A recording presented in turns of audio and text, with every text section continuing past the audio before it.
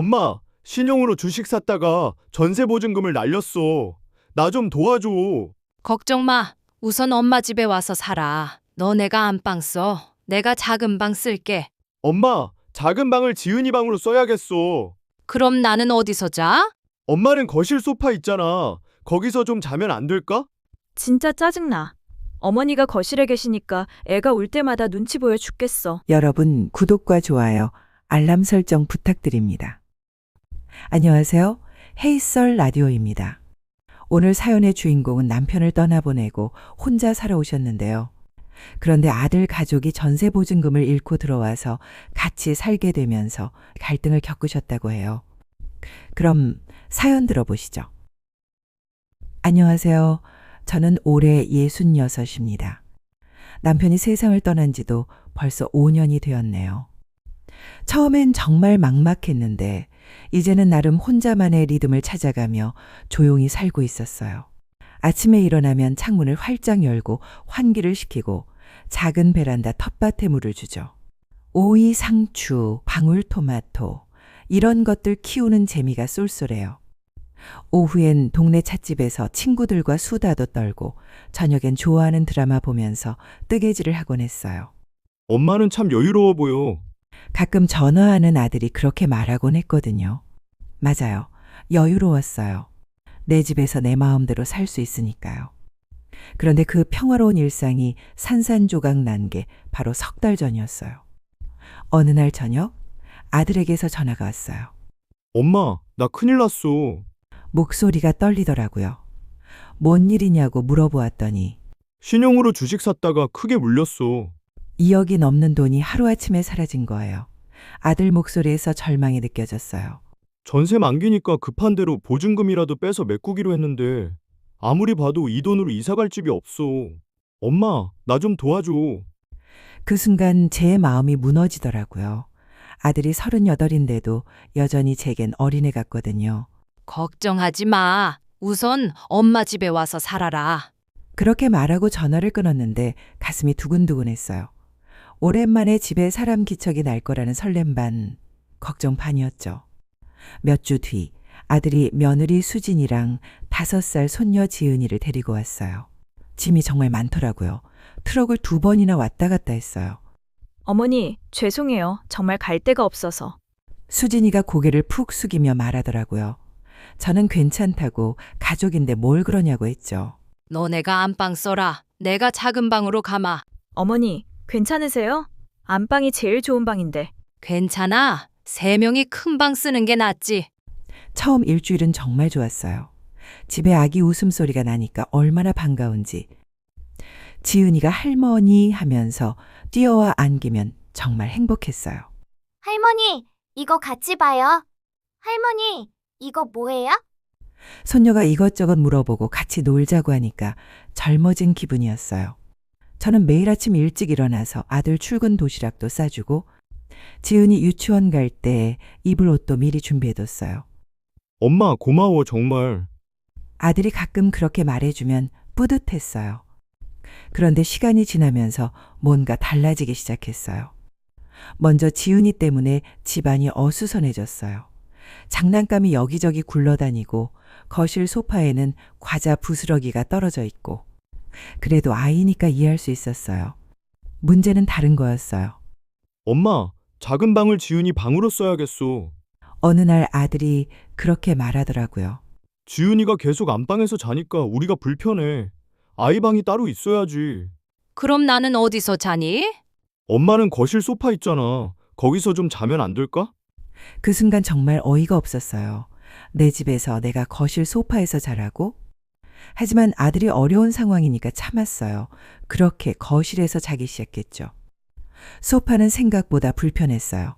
몸이 다 아프고 잠도 제대로 못 잤어요. 새벽에 지은이가 칭얼대면 수진이가 달래려고 나오는데 그때마다 잠도 못 잤어요. 어머니 깨우면 안 되는데. 수진이가 그렇게 중얼거리는 소리가 들리면 저는 자는 척했어요. 더 힘든 건 생활 패턴이 완전히 바뀐 거였어요. 예전엔 아침에 일어나서 창문 열고 환기하는 게 일상이었는데 지금은 아들 가족이 늦잠을 자니까 그럴 수가 없어요. 엄마, 좀 조용히 해줘. 지은이가 깨. 텔레비전 소리도 조심조심, 전화 받을 때도 조심조심. 내 집에서 내가 눈치를 보고 있더라고요. 그리고 무엇보다 힘든 건 경제적인 부분이었어요. 전기 요금이 평소의 5배로 나왔어요. 에어컨을 하루 종일 틀어놓고 텔레비전도 계속 켜놓더라고요. 어머니, 전기요금이 이렇게 많이 나와요? 전기 많이 쓰시네요? 수진이가 그렇게 말하더라고요. 누가 많이 쓰는 건지. 장보기도 힘들어졌어요. 예전엔 혼자 먹을 것만 사면 됐는데 이제는 내 식구분을 사야 하니까요. 특히 지은이 간식이며 우유며 돈이 물쓰듯 나가더라고요. 제가 정성스럽게 만든 밑반찬들이 하루 이틀 만에 싹 사라져요. 김치, 멸치볶음, 콩자반. 혼자 먹을 때는 일주일도 넘게 먹었던 반찬들이 순식간에 없어지죠. 어머니, 반찬 맛있어요. 이런 말을 한 번 안 해요. 당연하다는 듯이 먹기만 했죠. 그냥 웃어 넘겼지만 속으로는 정말 답답했어요. 대체 누가 누구 집에 얹혀 사는 건지 점점 헷갈리더라고요. 그렇게 2달을 버텼어요. 매일매일이 힘들었지만 그래도 아들이니까 며느리도 어려운 상황이니까 참고 또 참았죠. 그런데 어느 날 정말 더 이상 참을 수 없는 일이 생겼어요. 새벽 3시쯤이었을까요? 지은이가 갑자기 심하게 울기 시작했어요.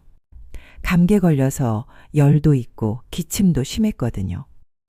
저는 거실 소파에서 자다가 깨서 걱정이 되어서 작은 방 쪽으로 가보려고 했어요. 그런데 안방 복도에서 수진이 목소리가 들리더라고요. 진짜 짜증나. 어머니가 거실에 계시니까 애가 울 때마다 눈치 보여 죽겠어. 그러게, 엄마가 좀 센스가 있어야 하는데. 아들까지 그렇게 말하는 거예요. 이모님 댁이 여기서 가깝지 않나? 차라리 어머니가 이모님네라도 가시면 좋겠어. 우리도 자유롭고. 그 말을 듣는 순간 정말 가슴이 무너지는 것 같았어요. 내가 내 집에서 눈치를 보는 것도 모자라서 아예 없어졌으면 좋겠다는 소리를 듣다니. 그날 밤은 정말 한잠도 못 잤어요. 천장만 바라보며 눈물이 줄줄 흘렀죠. 다음 날 아침, 평소처럼 아들 도시락을 싸주면서도 마음은 너무 복잡했어요. 엄마, 고마워. 아들이 그렇게 말했지만 어젯밤에 들은 말이 자꾸 떠올라서 웃어줄 수가 없었어요. 그날 오후 정말 답답해서 동네 찻집에 갔어요. 단골 친구인 경숙 언니가 있었거든요. 너 왜 그렇게 얼굴이 안 좋아? 경숙 언니가 걱정스럽게 물어보더라고요. 그래서 그동안 있었던 일들을 다 털어놨어요.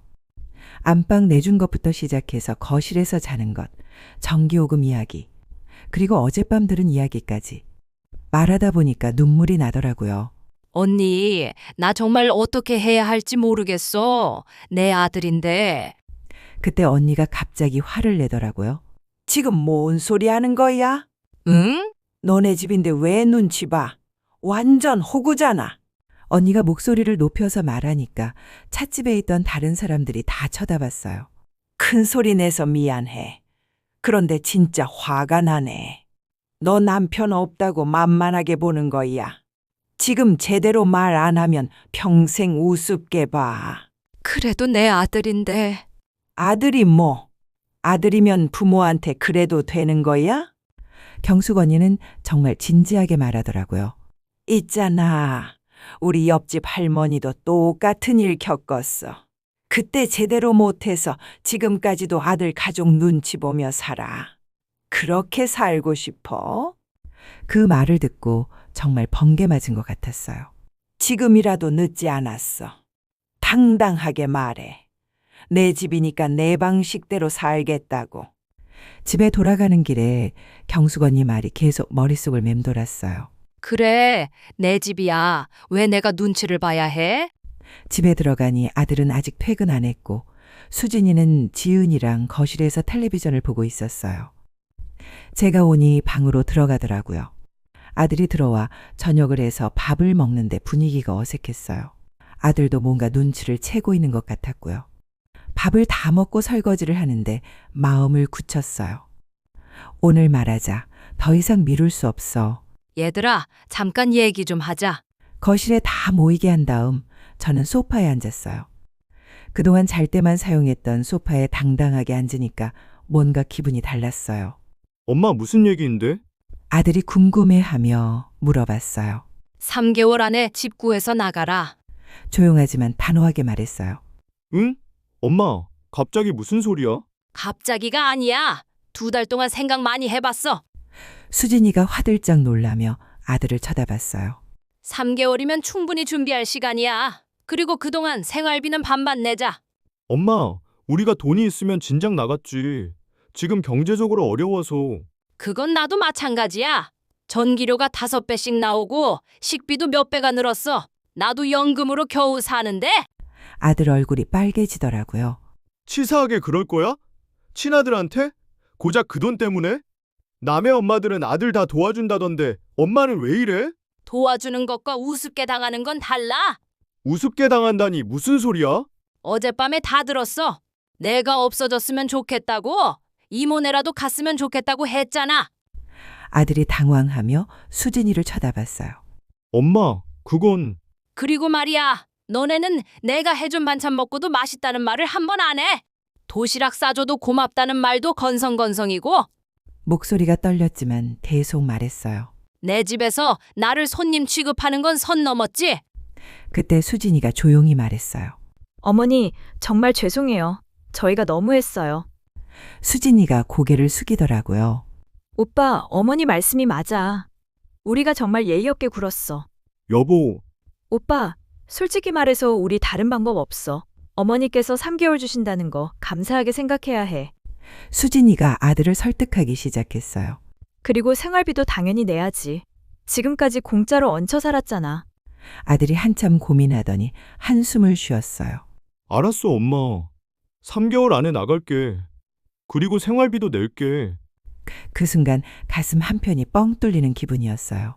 그런데 조건이 있어. 제가 계속 말했어요.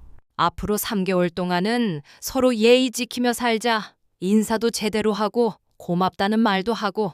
네, 어머니. 수진이가 먼저 대답했어요.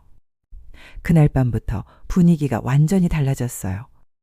수진이가 설거지 마친 나를 보며 어머니 수고하셨어요 하고 인사를 했어요. 처음 듣는 말이었어요. 아들도 도시락을 받으면서 엄마 고마워요 하고 제대로 된 인사를 했고요. 무엇보다 저는 다시 안방에서 잘 수 있게 됐어요. 어머니, 안방 쓰세요. 저희가 거실에서 잘게요. 그 후 3개월 동안은 정말 달랐어요. 생활비를 반반 내니까 경제적 부담도 줄었고 서로 예의를 지키니까 살만했어요. 아들도 투잡을 뛰기 시작했어요. 새벽 배송일을 구해서 열심히 다녔어요. 엄마, 조금씩이라도 모아서 전세 보증금 만들어 볼게. 그렇게 말하는 아들을 보니 다시 예전의 제 아들 같았어요. 지은이도 할머니, 사랑해요. 하면서 안기면 정말 사랑스러웠고요. 3개월이 지나고 아들이 작은 원룸을 구했어요. 보증금 500만 원짜리였지만 그래도 독립할 수 있는 곳이었어요. 이사 가는 날 아들이 저한테 와서 말하더라고요. 엄마, 정말 미안했어. 그동안 너무 철없었어. 괜찮다, 아들아. 아니야, 괜찮지 않아. 엄마가 얼마나 힘들었을까. 생각해보니까 정말 미안해. 수진이도 와서 말했어요. 어머니 덕분에 정신 차렸어요. 그동안 정말 죄송했고 감사했습니다. 그렇게 아들 가족이 나간 후 집은 다시 조용해졌어요. 혼자 차 한 잔 마시면서 창밖을 바라보는데 이제야 내 집 같네 하는 생각이 들었어요. 지금은 한 달에 한 번씩 안부 전화를 해요. 어머님 잘 지내세요? 지은이도 유치원 잘 다니고 저도 파트타임 일 구했어요. 며칠 전에는 손녀가 그린 그림을 가져왔어요. 할머니, 이거요. 할머니 얼굴을 그린 그림이었는데 정말 예뻤어요. 지금 생각해보면 그때 용기를 내서 정말 다행이에요. 경수건이 말이 맞았어요. 그때 제대로 이야기하지 못했으면 지금까지도 눈치 보며 살았을 거예요. 가끔 비슷한 상황에 있는 분들한테 말해주고 싶어요. 당신의 삶에서 주인은 바로 당신입니다. 가족이라고 해서, 자식이라고 해서 모든 걸 참을 필요는 없어요. 선을 그어주는 것도 사랑입니다. 제 이야기를 들어주셔서 감사합니다. 어머니 용기 있는 선택이 결국 가족 모두에게 좋은 결과를 가져다 준 것 같아요. 때로는 사랑하기 때문에 단호해져야 할 때가 있죠. 그리고 진짜 가족이라면 그 단호함을 이해하고 받아들일 수 있어야 하고요. 사연을 보내주신 어머니 정말 용감하셨어요. 그리고 지금도 잘 지내고 계시는 아들 가족과 어머니의 모습이 너무 보기 좋습니다.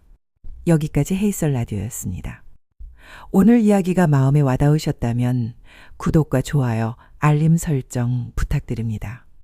다음 시간에 또 다른 이야기로 찾아뵙겠습니다. DJ 서연이었습니다.